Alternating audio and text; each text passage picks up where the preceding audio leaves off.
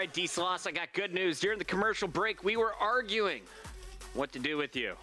We don't have an answer yet, but I saw the best idea ever in the chat. We're going to try and set up a D-Sloss Killa interview to be featured in the esports report before X Games if Killa does secure a spot. That wouldn't be legendary. It would be absolutely incredible. The really bad thing is, I don't think Killa's going to make it to X Games.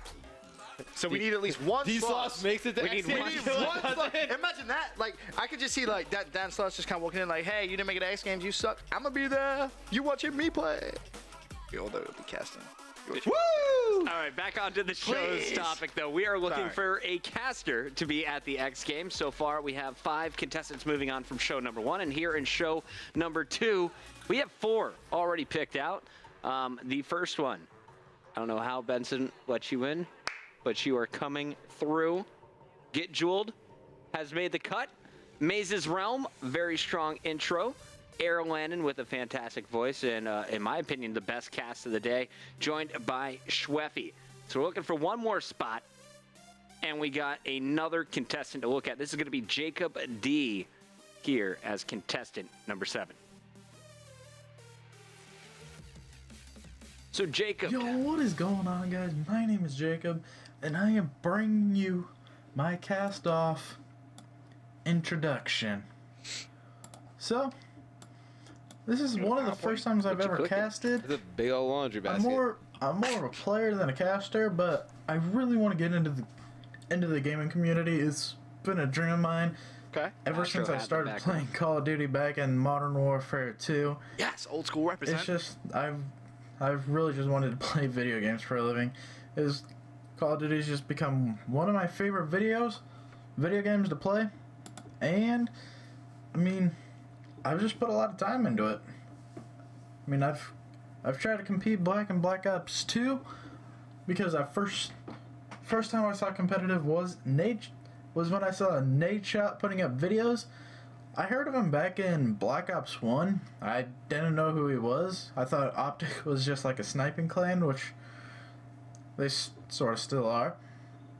But I saw his video, I'm like, this is really interesting. I just want to point something out. My pet peeve, a little bit of COD this is a 5-minute intro video. Like, well, this is pretty interesting. So this is a 5-minute. Not too much though. I played a lot of pubs in Black Ops 2. You didn't stumble upon this one, fucking huh? I enjoyed it. But then when Anaheim came around that year, oh, I was so excited. I started watching it. I just... Yo, I'm bringing that entertainment, bro. I'm bringing that entertainment, Benson. I normally watched Optic play because that was my favorite team back in the day. That was so good. That was the best. But he just straight roasted you. Did not stumble across all videos. All right, that's a no from me. Ben, look the other way. Before the gameplay even starts. You did it yesterday. I'm doing it right now. Understandable. It's a 5-minute intro video. I'm gonna give him a chance though. Intro video, yeah. We're not gonna finish the intro video. Do you want to? It's 5 minutes. I was listening to it. Ron, just skip to until I made the joke. I was listening to it. Skip to the last 2 minutes, Ron, if we can. What? What are you laughing at? That was the best comment of all time. I tried to do a cast off because Did stumble across this I one? thought it was just like try to get a step in the door for esports, like for working at MLG. But if I don't get it, I mean, I can always improve. I can always get a job in some other type of gaming You're willing part. to work on it. But then, you know, you just need that step in the door for any career. And once you get that step in, once you start knowing people, you can get a job in almost anything. I mean, knowing people is one of the best things to do. I can't do this with him like that. Come on. And when you know people, I mean, you get help. You get helped out a lot. So that's what I am mainly trying to do with this cast-off video. I think we got enough from Jacob there. I would like to hear his casting, and he's definitely... What are you doing? Relax. I'm sorry, I can't. I want to listen to him cast. What? Stop looking at me. I can't look at any of you. Retreat hard point. Up 209 to 112. Red team really needs to pick it up. They are already in the lead with 120 seconds left. Lifebox sees You one. gotta Can he get the stop. kill? He has the bell. He has a good laughing at what advantage. Mr. X said. He does get the So kill. funny. But there is one more I'm member. laughing He at drops him. us, and he gets the kill. But now they have his team has to be wary of the Attic hardpoint that is upcoming next. If they get the whole time on the Attic hardpoint, they feel can like bring it back. he and doesn't have have a the lot more energy I'm going to be motivation looking for. to win the next But search. Jacob, It will give them a lot of motivation to keep playing well. It will also inspire them. They will keep playing well. As one, but he does get taken out in the hard point. They are losing on the hard point, but for Spider, can he get that? He does get one kill, so they will take it. He does get tagged up though, as his teammate does take out the other opponent. So Yeah, right now I this think is I gotta big go for out of this motivation. Usually hard point. A lot of teams like to win the hard point, and it makes them come out strong, and they will have a lot of motivation to keep playing well. So that's the big key. But if one team loses, but they get all the last time on the hill, they will have a lot more motivation to keep playing well, and they will be inspired. But unfortunately, the red team does win the hard point, 250 to 121. I respect that he wants to work in gaming. Obviously, that's like a passion of like anybody who's really into video games. I just don't know if like casting is really like where it's at. But It's funny, I mean, you can you tell could he knows work the on game. it. He knows the game. Because I was awful. I mean, when I first started, like I just worked on it a lot. I would say playing and coaching would be more his forte because he knows the game. You can tell that. yeah, Jacob, I don't know how old you are or how young you are, but you look pretty young, and I think August you 19th, definitely got a lot more time as well to figure out exactly what part of the video games you want to work in. And I could kind of tell it was clear in your intro that you don't expect to be a caster right away, and it's something you're willing to work on. So if casting is that passion, casting is that position that you want to be looking for full time, I think you're just going to want to listen to as much casting from multiple titles, not just Call of Duty, and just find the things you like about those casters and try and mimic it a little bit. Right. The one thing that I think would be the key is try to pick up your pace when you're casting right away, because when there's that much space in between your sentences and in between your words, you're going to lose the audience. So you got to kind of pick up the tempo throughout. You just take like bits and pieces of just casters you like from all games. That's a really good point. You just take just watch a ton of just different kind of gameplay, pick out which casters you like that you think that you can kind of emulate, and you can kind of recreate a little bit, kind of piece it all together. And I think that's probably the best way to really start like growing into like a caster. Chase your dreams. The puppy is back underneath Benson's feet again. Wait, what? Yep. All right, guys. What? He's going over that way. No way. Yeah, leave him alone. No way. Let's go to our next contestant. This is going to be Jay and T Gunner.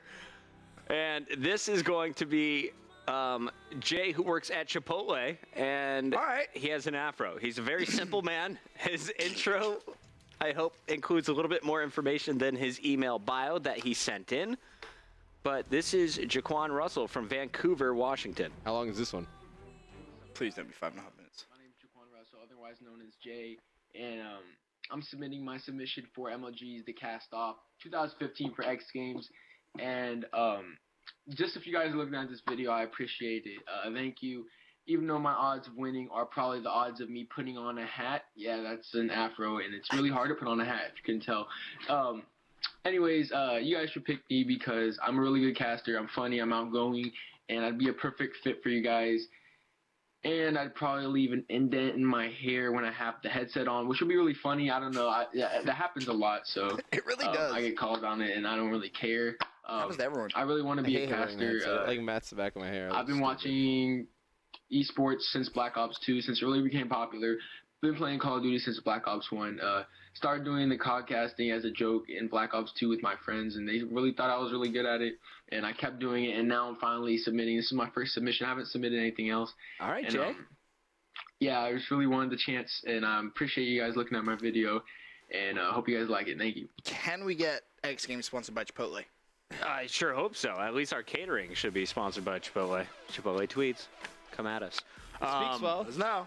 Smiley, really well. Smiley on camera, great energy, just on-camera presence, How when you're old is able he? to just be happy, your crowd is going to get into it as well. He's 18 years old. He is 18? From Vancouver, Washington. Okay. So this would be quite a trip for him coming down to Austin if he makes it all the way to the X Games.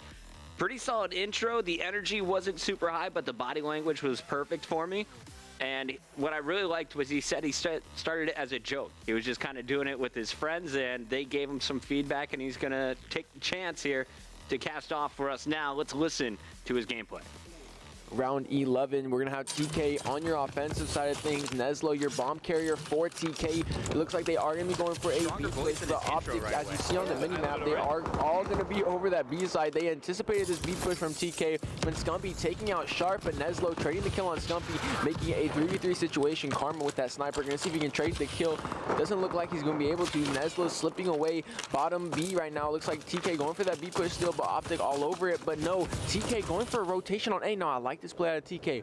They noticed that Optic was all over that B bomb site, and it's just easier to rotate the bomb to A and maybe get a fresh start over there. And Karma watching that cross, I think he did spot a player, because Optic, as you see on the minimap, pushing towards TK spawn. This is going to be Formal on your screen with the IMR, but that one player highlighted on your minimap, that's going to be Goonjar watching the flank for TK. He's going to meet up with both these players soon, taking out Crim6.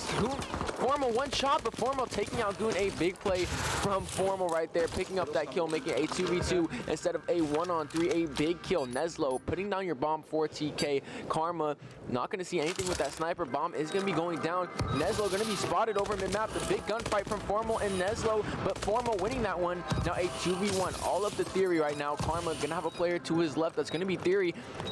And now all he has to do is get that kill. Formal on the bomb, so it's up to Karma to get this kill right here. Cooking a nade, Theory is, but Karma going to push him, and that's all she wrote, as Theory going to get the kill on Formal. Not going to matter, though, because Karma, last one alive, and able to defuse a big round from Optic Gaming, as they're going to go up 2-0 in the series. Hey, mentions the series as well. I wasn't expecting this to be as good as it was. I did not expect him to come out with that type of voice or confidence. The hype, the energy. I was invested in that round. I'm a fan. He mentioned how he knew it was Goonjar as well. That was awesome for me. So there were a few things in here that separated him from the rest of the group for me. Everyone talks about that's a big kill, right? That's one of the most common phrases you're going to hear in Call of Duty, or huge kill or something like that. Massive. He took the time to explain it. That is now going to make it a 2-on-2 instead of a 1v3 situation here. Yeah. So I really liked kind of just that small addition. I thought his voice, his energy was really strong from the get-go. There was no lapses in energy or kind of break in the action when he was doing the solo casting. It's not easy to go 90 seconds, especially in an S&D. And I gotta say, we're starting to get to some really quality casting. I really loved Air Landon, and I think Jay is right up there for my favorite cast of the day. That was really good. So kind of, I don't know. He's 18 too. I watched his intro and I was like, okay, seems pretty funny. Had his little moments. She was talking about his hair and leaving the thing, and it was kind of just like genuine humor. Like he wasn't going out of his way to be funny. It was just like, hey, it just came to my mind. I'm going to say it, right? It was just natural humor. But then to kind of transition over to that cast, that was actually really, really good. Now the chat is saying scripted. So I wonder, do you think you'll have any issue commentating live? I don't think so. It's like you can't, even if you thought it was, there's like no way to even like you can't kind say, of prove that. Like how do you prove that's 100% scripted? Yes, everyone is going to watch the. If you don't watch the video more than once, you're an idiot. Like, sorry, that's just how it is. Like, or lazy. Or lazy. Or a lazy idiot. Would make you an idiot. So yeah, of course you're going to watch it. So of course you're going to note down a bad combination. You're going to note down the key moments, but there's no way that was fully written down. He was just sat there like, oh, and he makes like that's just not how. I think it was just like his intro. This is probably his first take. It was just like, I'm good with it. 100% yes for me. Yeah, no question. 104% yes for me, Ben. Hey. Yes. Wow. All right. All three of us very impressed. Jay, that was really good. Welcome to the cast intro. I was not expecting that. Right. I thought we were gonna have another like monotone, low type energy. Of, yeah. Totally different. Yep. Okay, so Jay is coming through. That is going to be our 5th man on the day, but we still have one more contestant for today's show. Let's take it to T Gunner. Okay. T Gunner. Favorite Call of Duty game? Modern Warfare 2. Current profession not provided. Fun fact, I have an Alpha. Just one. Just one. Okay. You guys got anything else? Detailed knowledge of Call of Duty. Can inform the viewer in a professional manner. Mature. Can talk to large audiences. you're his favorite caster. He's from New York too, Yep. so there's that. Yo, Matt loves people from New York. My major in I mean, college I'm was from New York. Makes entrepreneurship. sense. Public speaking All I is did second was- nature to me. All I did was presentations. And sounds like he is a college graduate here. Born in 1991, so must have just finished, but his major in college was entrepreneurship. All he did was presentations. Public speaking is second nature to him by now. All right, T-Gunner, let's meet you.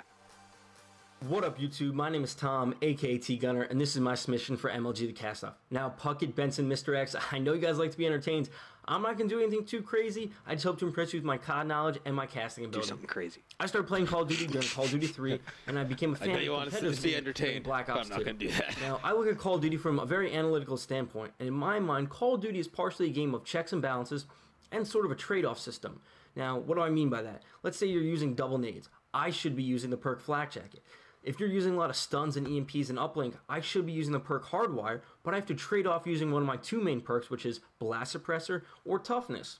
Now, I have a small YouTube channel, and I did a series for Call of Duty where I timed and ran exactly how long it took to get from flag point to flag point in the game mode capture the flag. Why? Because we all know at the end of a hardpoint game, a team can be mathematically eliminated due to the time remaining and the score differential. So I wanted to see if there was a mathematical equivalent for capture the flag. So when the time's dwindling down at the end of the game, I know exactly how long a team needs to cap 1, 2, or 3 flags on a given map.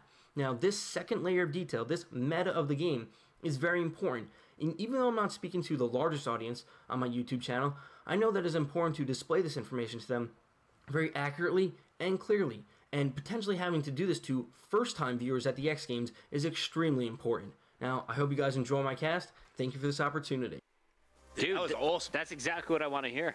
That and I got distracted by his game knowledge being stronger than Matt's. But no, I really love his way of thinking about this cast-off, what this season is about, and what he wants to achieve. It's immediately aligned with everything that I have as a producer as goals. I'm with it. So, we got T-Gunner, last contestant of the day. Any thoughts before we get into his cast? I'm worried he's going to be more of an analyst-esque kind of guy. Okay. Because it's very different between casting and analytical breaking down of a play. Yep. It's very, very different. That's my only concern. But his voice sounds pretty good. He was easy to listen to. Praying he's good. Looking at the chat, some people said they were bored listening to him. Does he have the hype? That's my big worry. You said he's he said he's got some knowledge, game knowledge, breaking down things like exactly how long it takes to run a flag and the minimum amount of time it would take to score back-to-back captures. But let's see how he does in a live setting. Here is his gameplay cast. All right, we're hopping on board with Nezlo here. TK on the offense, round 11 of Game 2 S&D Drift. Now, they're going after bomb site B. Karma with the sniper looking for a pick, doesn't see anything yet. Some grenades and shots being traded, but nothing. Oh, Scump takes down Sharp. Nezlo trades that kill with Scump. We have a 3-on-3 situation. Karma with the ASM-1 and the sniper means he's using the perk Overkill for 2 primary weapons. TK still going after bomb site B. Nezlo with the bomb is backing up a bit, and it seems that they are going to be rotating it. Now, they will have safe passage. There's no avalanche on this round. That only comes at rounds 5 and 6 on this map. Karma checking mid with the snipe. Does he see them cross? I'm not sure. Now, if you take a look at the minimap, it seems that Optic has realized they're rotating them. They're going to be following them up. It seems that Optic and TK always go to late rounds in S&D, whether it's X Games last year or Season 1 playoffs and North American Championships this year. We should have an engagement here real soon. Goonjar takes down Crimsix. Formal trades the kill. Okay, we have a 2-on-2 situation with Formal and Karma versus Theory and Nezlo. Nezlo is planting that bomb. Once he gets it planted, they have to defend it for 45 seconds, or Optic have to get 2 kills and defuse it for the round win. Formal coming up middle with an IMR. Does he see Nezlo dash out of there? Yes, he does. He takes some shots. Can he get the kill? Formal gets the kill. We have a 2-on-1 situation. Theory has to defend the bomb for 35 more seconds. Karma, does he see Theory in the back?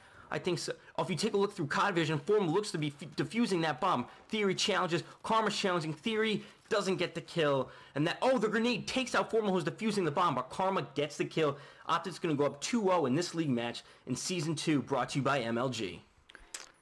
Well, I'm not sure. I need stuff I liked, stuff I didn't like. I really don't know.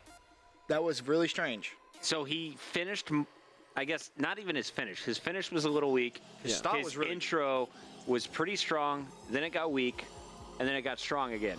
So I need to listen one more time before I make my decision, because what I liked, game knowledge, talking about COD vision, trying to include the simple things to explain it to the more casual audience.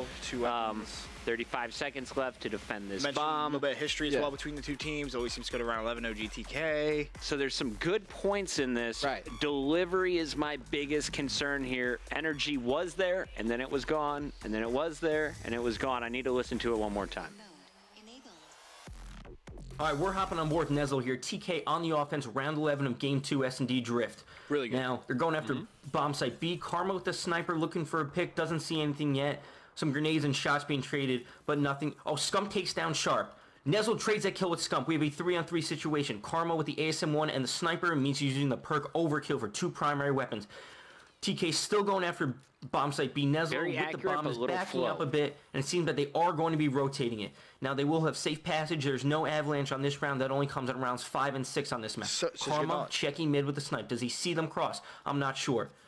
Now, if you take a look at the mini-map, it seems that Optic has realized they're rotating them. They're going to be following them up. I would like to see him tie that together, It seems that Optic and TK always go to late rounds in S&D, whether it's X Games last year or Season 1 playoffs and North American Championships this year. We should have an engagement here real soon. Goonjar takes down Crimsix. Formal trades a kill. Okay, we have a 2-on-2 situation with Formal and Karma versus Theory and Nezlo. Nezlo is planting that bomb. Once he gets it planted, they have to defend it for 45 seconds, or Optic have to get 2 kills and defuse it for the round win. Formal coming up middle with an iron mark. Does he see Nezlo dash out of there? Yes, he does. He takes some shots. Can he get the kill? Formal gets the kill. We have a 2-on-1 situation.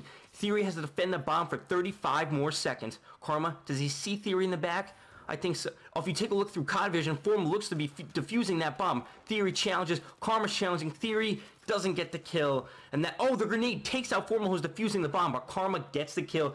Optic's going to go up 2-0 in this league match in Season 2, brought to you by MLG. I think I got to go out there. If you just listen to the close, it was so much stronger coming from people like Jay, even Maze and his cast a little bit earlier on. I liked his points. He had some really good points, and it sounds like if you paired him with a really strong play-by-play guy, maybe he could do a solid job of breaking down what just happened. But calling the action as it happened did not really go well in his favor, in my opinion. Just couldn't keep his flow going. What's that? It's kind of what I was worried about. Like, he seems like he'd be perfect on the analyst desk.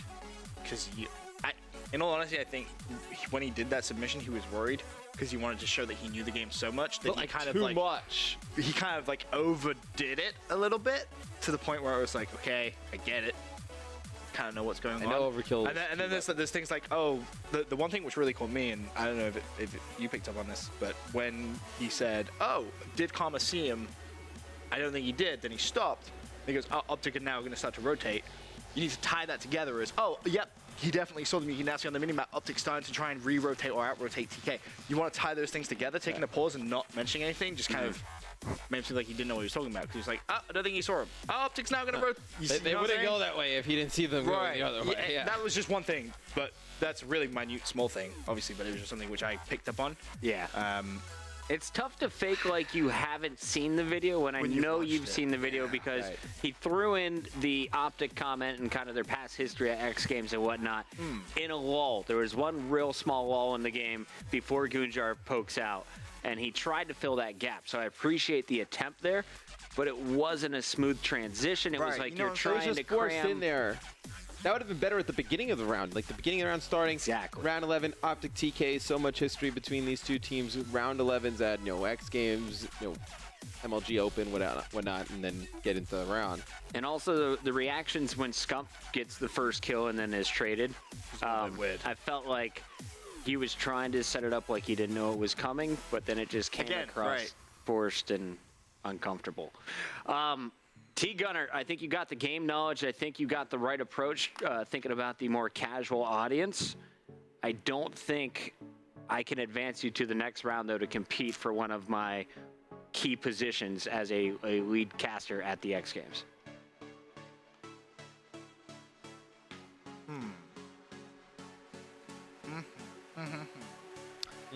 I think I pretty much summed it up perfectly. I think he just tried to put too much information into one. So you kind of didn't really get the full effect of, okay, he's a pretty knowledgeable guy because he tried to force the issue. If he'd have kind of picked one key moment in the game and broke it down fully, I think that would have been a lot better cast. I kind of want to give him the benefit of the doubt. I'm going to give him the benefit of the doubt. But I think he was a little bit nervous. He just, you know, kind of wanted to show that he knew what he was talking about, threw a little bit too much in there. I think with another co-caster, somebody that could do play-by-play, I think, you know, tone it down, tell him what information is needed. Like, he probably has so much, just what information needs to be relayed across. I think it'd be quite good. Can you step up the energy, Ben? Energy, I'm not worried about. I think he can, because he had it. I just think he rehearsed that so much that it was kind of bad. Like that first kill, for example, it's like, oh yeah, let's look at comma. Oh, Scumpy gets that first. He knew it was coming so much that he was just like waiting and waiting and waiting, and it just didn't sound right. I think he has enough knowledge that live that wouldn't be an issue. You said yes, right? Yeah. You said no. Great. Thanks, by the way. You're welcome. For that one. Yo, that's why I go first every Banana time. Boys! My thoughts. Banana Boys! My thoughts first. Banana Boys! No pressure on me. Never. Because we're in banana. Yeah. We got that B on lock. Sorry. We just went full on. Okay. Yeah, different game there. I am going to be nice. I was very generous at the start of the show. I let someone who didn't have much hype to go through, and that was been one of my biggest things. So I'm gonna say I would love to see him live, and make a judgment later on. I think would be key. What is that? I would like to see him dance. That's a yes, because I want to see how he casts live. He has so much knowledge, which is great. Like, I don't need to worry about any of that. His voice was great, good tone. It's just because that wasn't live, I think he struggled. But I think if you give him live, he's either going to do one of two things. He's going to be really, really good. Yep. Or he's going to be really, really bad. And that's a risk that I'm willing to take. Okay. So you're putting in 6 today. Yeah. Executive producer, not executive producer decision. But producer Stuff. all the same. Yeah. All right, here's our 6 from today, guys. We got Get Jeweled, always do Maze, Schweffy, Jay, Air Landon, and T Gunner was added as our 6th man. So we came in looking for 5. We ended up with 6. Honestly, I think our front runners of today's group are Jay and Air Landon. Maze has the experience out of all of these casters that we saw today. Schweffy. Schweffy's good. Pretty creative introduction. Not a terrible cast by any means. Had a lot of energy to start things off, but he's going to be a caster I'm looking out for. But really, it's going to come down to Get Jeweled and T Gunner moving forward. I'd actually love to hear them cast together so that I can make a decision who had the stronger cast today. Who's the best for you? I would have to listen to Jay again. I thought he killed it. I liked Landon's voice better. But I think Jay might be the guy that I'd want to put on camera first. Right. Especially X Jay Games. was pretty smiley, dude. Like, he seemed like he was happy. Like, Jay has that X Games vibe. That you got an 11-year-old. Right. Yeah, like, he's chill, you got an 11-year-old going over big air. Like, we can put young Jay up in the caster booth. I could definitely see that happening. His afro, put like a massive headset on it. Massive headset. Huge. Just extended. A massive headset. Yeah. Just a headset and Shoestrings. Exactly. Hold it together. Duct tape. All right. Who's your guys' top? So I'm gonna go Landon. I'm saying Jay. Jay and Schweffy, I thought were both good. I think I would go Jay. Going Jay? Yeah. Front runners overall so far. Let's take a look at all of our contestants at this point. After 2 shows, we have 11 casters selected to move on to the next round. How many we were supposed to have? Happened last season. It can happen again. Doubly working in radio currently, trying to get into the casting world. He was good. He was good. He stumbled a couple of times, but in terms of a voice, very, very good. Out of that first page, who is your strongest bucket? I thought probably Paradox. I thought Faturn and Paradox probably had the best cast of the day. Mr. Bio started off really good in his intro, showed he has personality, but his cast was kind of weak, and he's on the weekend. He even challenged you. He called you out, said he was going to do something, and fell short of that goal. Fell well short. Drumroll definitely improved from his first submission, but I think Paradox and Faturn are still the strongest there, with Double E with the best voice. Matt, how about you? For me, it's a toss-up between Faturn and Paradox. I think they both have their plus and minuses. I think they're about even. Both improved from last season. I'm all about Faturn right now. On that first page, I think he is by far and away better. You just love editing. It was really cool. It was awesome. But no, in terms of his casting, Paradox picked things up so much that I think he overdid it a little bit at times. Yeah. Felt a little bit too forced. Whereas Fatten kind of just found that perfect barrier or perfect mark of energy and really stepping things up from last time. Double E was there with the voice, just kind of needs to, he lost it a little bit in that CTF. Kind of got a little bit confused at times and stumbled. So for me, Fatten on that first page is by far and away ahead. And now when we look at all 11 casters selected to move on to our next stage so far, who do you think is the strongest overall? Jay or Fatten? I was going to say Jay or Fattern as well.